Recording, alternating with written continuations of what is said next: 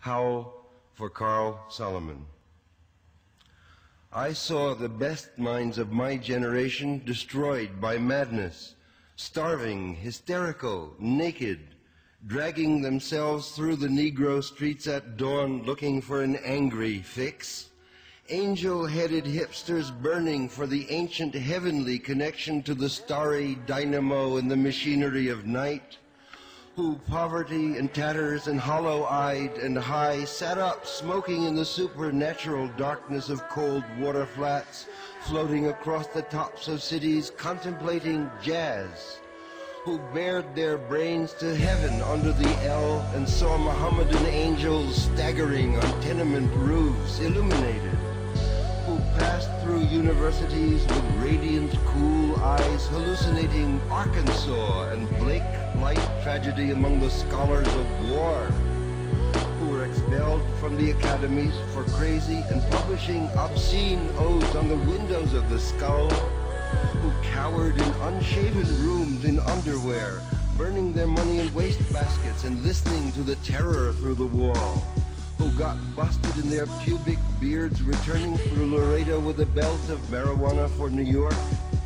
who ate fire in paint hotels or drank turpentine in Paradise Alley death, or purgatoried their torsos night after night with dreams, with drugs, with waking nightmares, alcohol and cock and endless balls, incomparable blind streets of shuddering cloud and lightning in the mind leaping toward poles of Canada and Patterson, illuminating all the motionless world of time between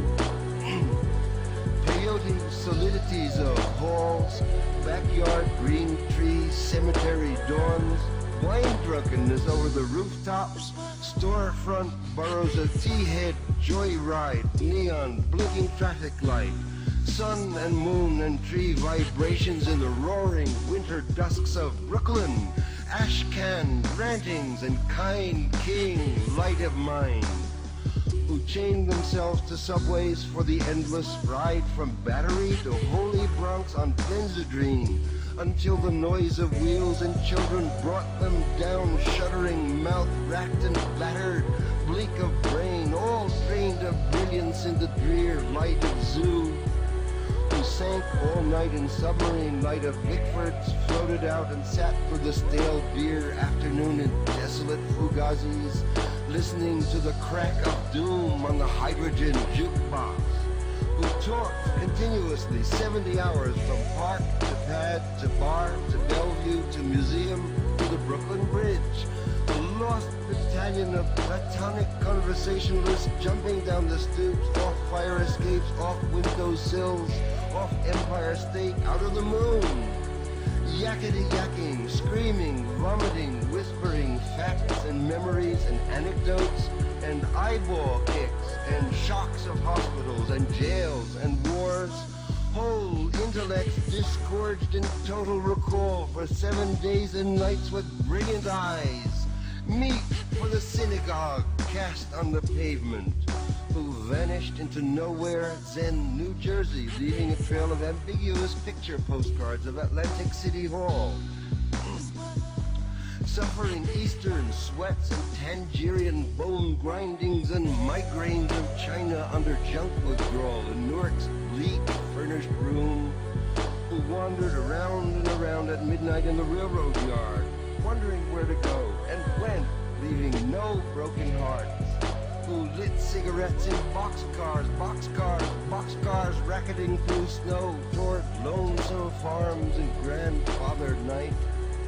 who studied Plotinus, Poe, St. John of the Cross, the Book of the Dead, telepathy, and Bach Kabbalah, because the cosmos instinctively vibrated at their feet in Kansas,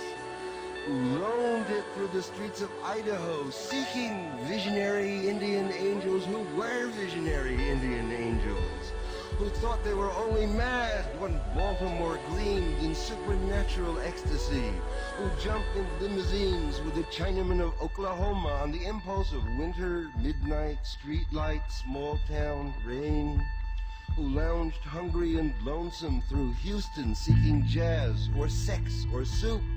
and followed the brilliant Spaniard to converse about America and eternity, a hopeless task, and so took ship to Africa,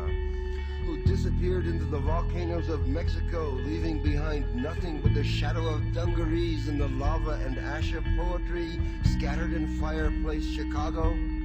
who reappeared on the West Coast investigating the FBI in beards and shorts with big pacifist eyes, sexy in their dark skin, passing out incomprehensible leaflets, who burned cigarette holes in their arms, protesting the narcotic tobacco haze of capitalism, who distributed super-communist pamphlets in Union Square, weeping and undressing, while the sirens of Los Alamos wailed them down, and wailed down Wall, and the Staten Island ferry also wailed, who broke down crying in white gymnasiums, naked and trembling before the machinery of other skeletons, who bit detectives in the neck and shrieked with delight in police cars for committing no crime but their own wild cooking, pederasty, and intoxication, who howled on their knees in the subway and were dragged off the roof, waving genitals and manuscripts, who let themselves be fucked in the ass by saintly motorcyclists and screamed with joy, who blew and were blown by those human seraphim, the sailors, caresses of Atlantic and Caribbean love, who called in the morning and the evenings in rose gardens and the grass of public parks and cemeteries, scattering their semen freely to whomever come who may,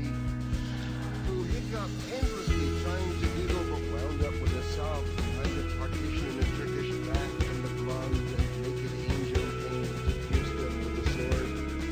who lost their love boys to the three old shrews of fate, the one-eyed shrew of the heterosexual dollar, the one-eyed shrew that winks out of the womb, and the one-eyed shrew that does nothing but sit on her ass and snip the intellectual golden threads of the craftsman's loom, who copulated ecstatic and insatiate with a bottle of beer, a sweetheart, a package of cigarettes, a candle, and fell off the bed, and continued along the floor and down the hall, and ended singing on the wall with a vision of ultimate cunt and come eluding the last schism of consciousness, who sweetened the snatches of a million girls trembling in the sunset, and were red-eyed in the morning, but prepared to sweeten the snatch of the sunrise, flashing buttocks under barns and naked in the lake, who went out pouring through Colorado with myriad stolen night cars, Will Cassidy, secret hero of these poems, joy to the memory of his innumerable days of girls in empty lots and diner backyards, Coxman and Adonis of Denver, movie houses, rickety rows, on mountaintops, with dwarf waitresses and familiar roadside lonely petticoat upliftings, and especially secret gas station solipsism and jobs, hometown alleyway too, who faded out in vast sordid movies, were shifted in dreams, woke on a sudden Manhattan, and picked themselves up out of basements hung over with heartless toadgay and horrors of Third Avenue iron dreams, and stumbled to unemployment offices, who walked all night with their shoes full of blood on the snowbank docks, waiting for a door in the East River to open to a room full of steam, heat, and opium, who created great suicidal dramas on the apartment cliff banks of the Hudson under the wartime blue floodlight of the moon, and their head shall be crowned with laurel in oblivion, who ate the lamb stew of the imagination or digested the crab at the muddy bottom of the rivers of Bowery, who wept at the romance of the streets with their push carts full of onions and bad music, who sat in boxes breathing in darkness under the bridge and rose up to build harpsichords in their lofts, who coughed on the 6th floor of Harlem, crowned with flame under the tubercular sky